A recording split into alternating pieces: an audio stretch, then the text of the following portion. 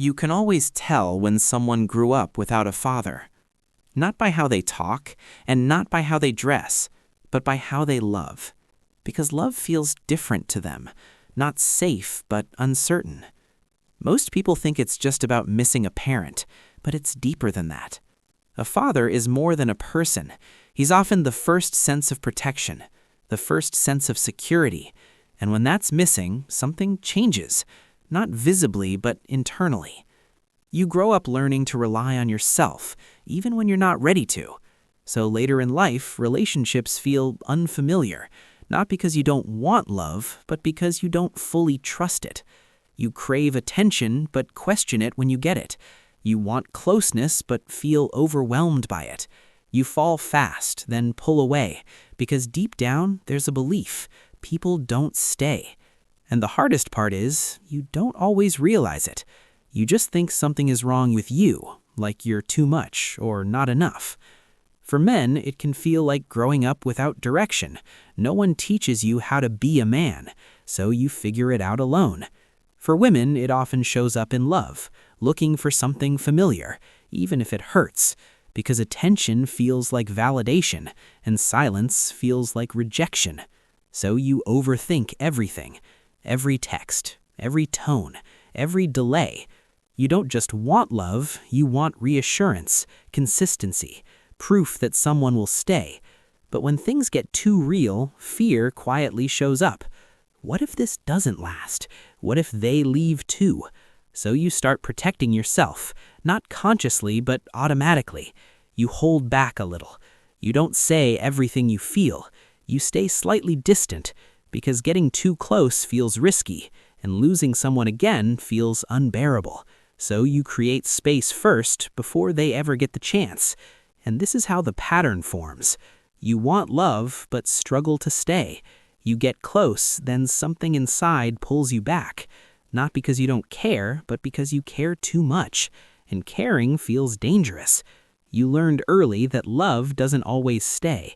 So now you expect it to leave, even when nothing is wrong, even when someone is genuine. That's why stability can feel strange, almost uncomfortable, because chaos is familiar, and familiar feels safe. So sometimes you choose what you understand, even if it hurts you. And the cycle repeats. You blame yourself. You question yourself. You try to fix yourself. But you were never taught where this came from. It wasn't weakness, it was adaptation. You adapted to survive emotionally. You learned to protect yourself, even if it meant pushing love away. And here's the truth most people don't hear enough. This isn't your fault. But it is your responsibility now, because awareness changes everything. The moment you see the pattern, you stop repeating it blindly. You start understanding your reactions instead of judging them. You stop asking, "What's wrong with me?" and start asking, "Where did this come from?" That question changes everything, because healing isn't about forcing love. It's about understanding yourself. It's about learning what safety feels like, at your own pace. It's about letting yourself feel without running. Because you're not broken.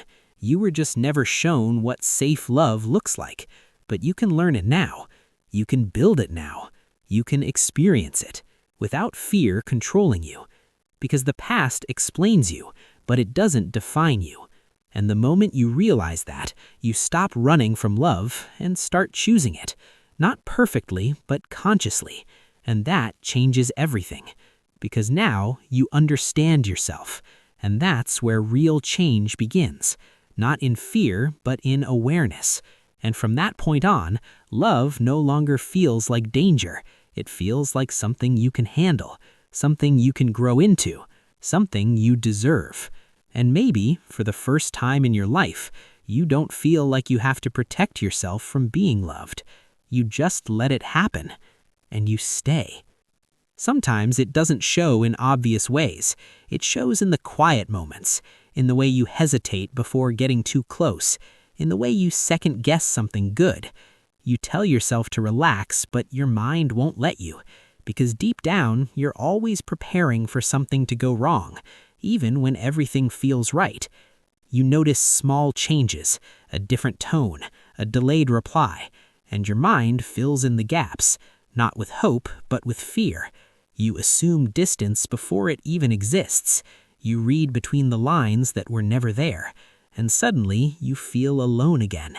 So you pull back first just to stay in control, because control feels safer than uncertainty.